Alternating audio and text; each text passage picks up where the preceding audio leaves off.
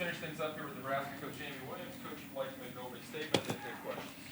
Okay, yeah. Happy New Year to everybody, and we're glad to be back at home, and glad to be back on the winning ways. It wasn't super pretty, but we found a way, and that's in the Big Ten Conference. It's never going to be easy, so you got to find a way. And I thought we just found a way to make plays down the stretch. How big was it just for the team to respond after probably its toughest road stretch of the season and be able to flush those 3 games and come back and be able to get back on the right track? Yeah, and we talked about, we want to flush them, but we really want to feel them too, and we want to learn from those, and we want to know, like, that's where we want to be, is ranked in the top, in 15 in the country. And so if we're going to play 3 teams that are there, we got to feel that and know what that looks like, feels like, and learn from it. And our hope is that we can do that and respond. And I thought today, in those 3 games on the road, we really talked a lot about response when something doesn't go our way. If you miss a shot, what are you doing on the other end? If you turn it over, what's happening for our team? How well are we coming together as a team? How well are you responding to try to make a play? And I thought, Britt in particular comes to mind, just with, a couple plays, turnovers that she would like to have back, but really sparked us with 4 steals, I thought. And Callan Hake down the stretch, a big steal when they were trying to post her up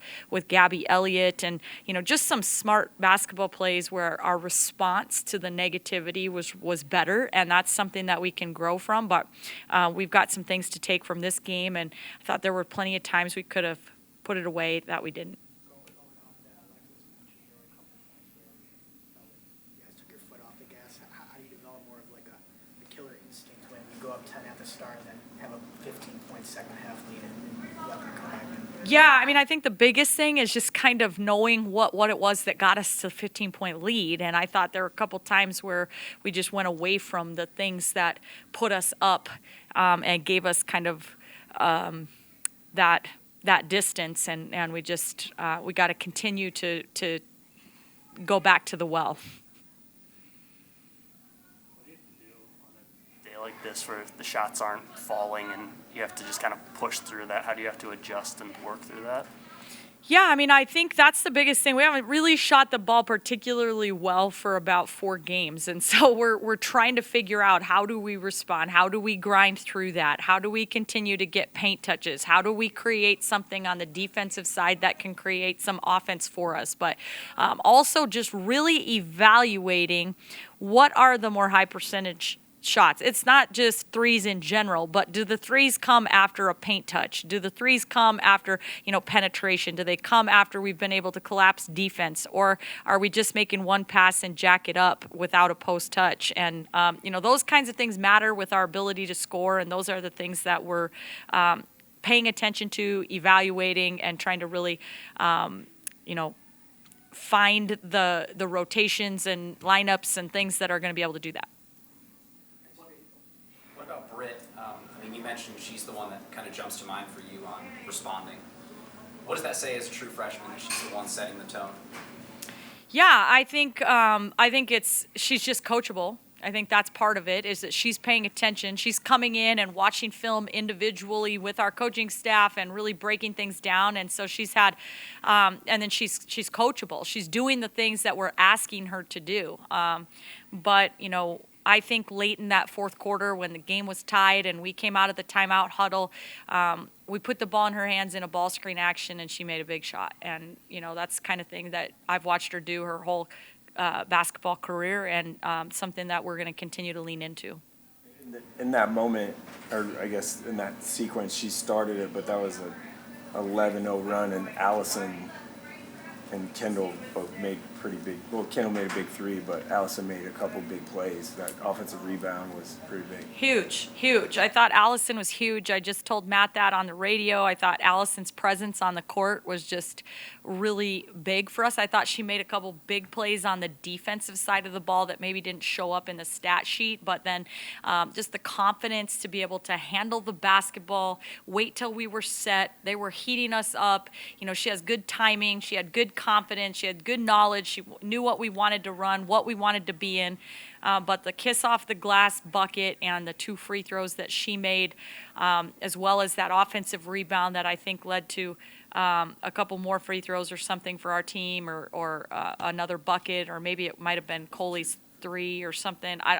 But that's big stuff. That's big time. It's important. It's those are.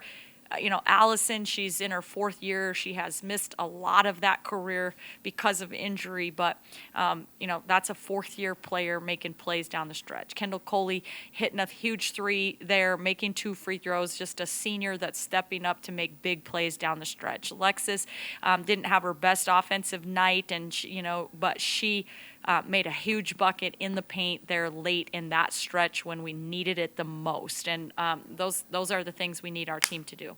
You guys faced a couple of good interior players out west, and obviously Merkel's a different type of post player, but what you just like about the way Petra and Alexis limited her and didn't let her take over the game in that game? Yeah, I mean, I thought that they both battled hard, and we had a defensive game plan. We didn't always stick to it, but it's kind of easy to say and not always easy to do with certain players. But I thought our guards really helped. There was a foul that Callan drew on her, trying to get down there and mix it up and help box out, and then she puts herself in foul trouble by fouling Callan there, and so part of our ability to defend her just was having her not limited minutes because of foul trouble.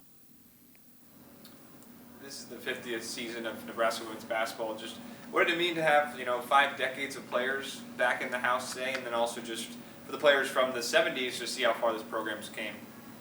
Yeah, I mean, it's just a special weekend, I think, for myself as an alum as well.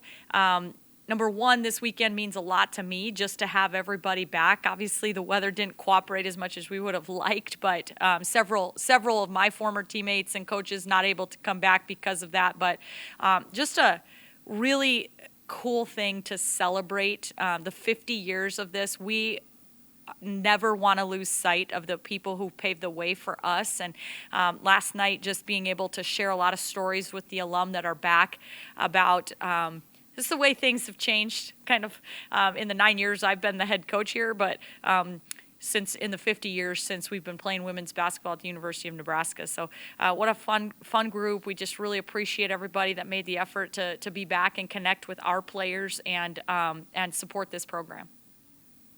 You guys are just coming back from that first West Coast swing as a part of the new expanded conference. Was it difficult at all for you to adjust? Callan mentioned not being able to sleep a little bit, but just what is that and what can you learn from that? So. Yeah, I mean, I think that for us, it's maybe a little less drastic. I didn't really notice it as much. There is a 2-hour time difference, and that makes a little bit of a difference. But for the most part, I just really felt like the travel was smooth. Things went well.